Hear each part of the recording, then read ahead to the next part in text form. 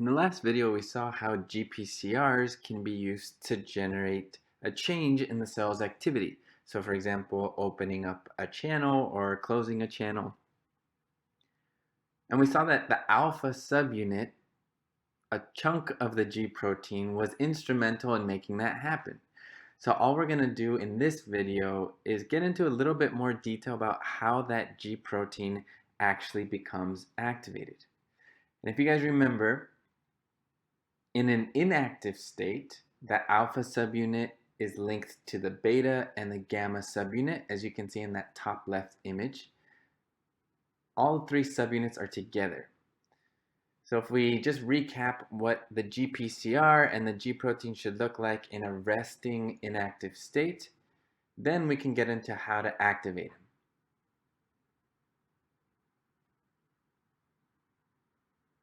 So first, if there's no signal, that means there's nothing binding to the GPCR, and the G protein is in this complex where all three subunits are together. But what we're going to add a little bit of detail to is how the alpha subunit gets activated. And you'll notice when the alpha subunit is inactive, when the G protein is inactive, the alpha subunit is bound to this GDP molecule.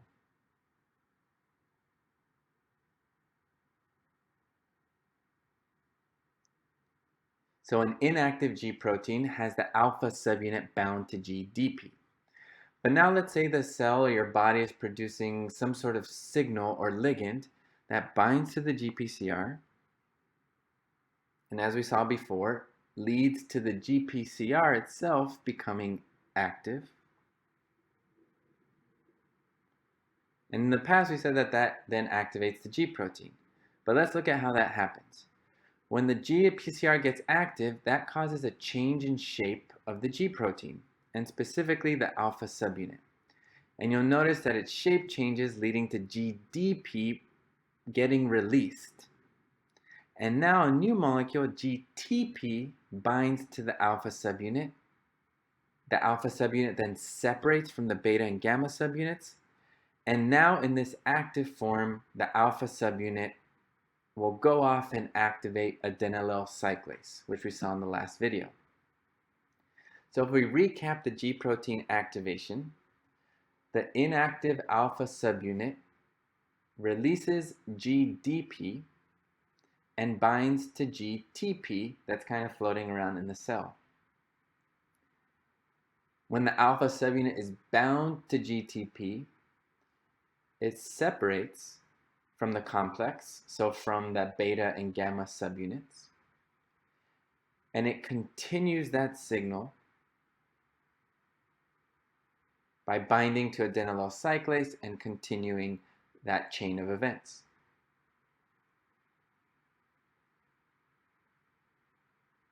But there are some points where we want to get that G protein and get it back to being inactive. We want to turn off the signaling when we no longer want it.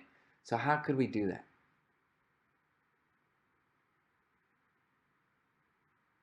The basic idea is that the alpha subunit itself, the one bound to GTP, will actually turn itself off. It's actually going to control its own activity.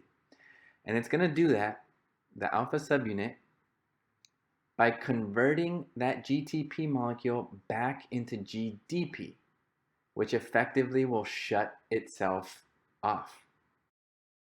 And it kind of helps me to think about this alpha subunit like somebody who has really good self-control. Like, for example, I love eating Oreos, but once I start, I am not stopping. I do not know when to stop. I have one, I have two, I have three, I have the whole box.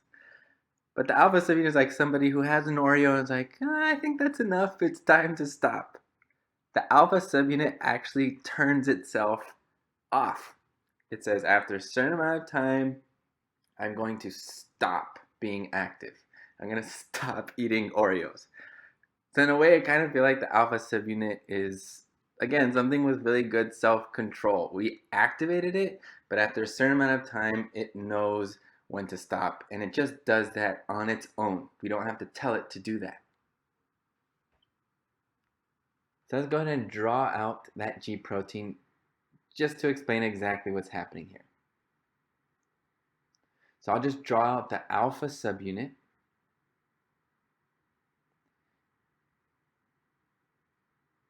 And remember that when the alpha subunit is active, it's bound to GTP. So the cell's activity is changing based off of this G protein.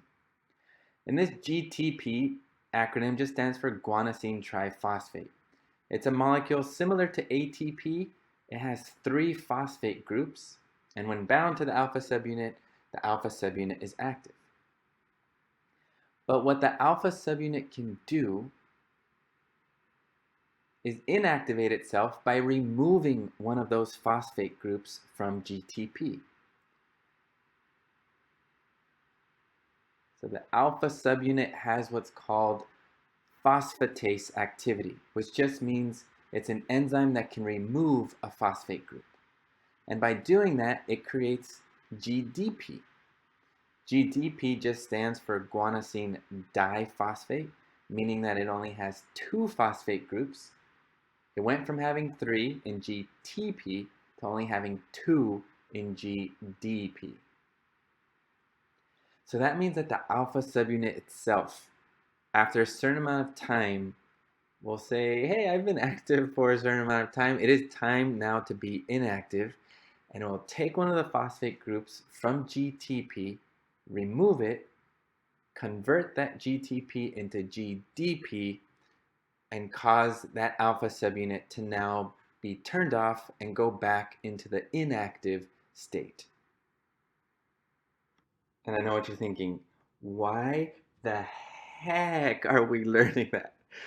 So we'll see in class, in our in-class problems, that there are a lot of life-threatening diseases that are caused by this G protein either not being able to get activated or not being able to inactivate itself. So it's either off all the time or it's either on all the time.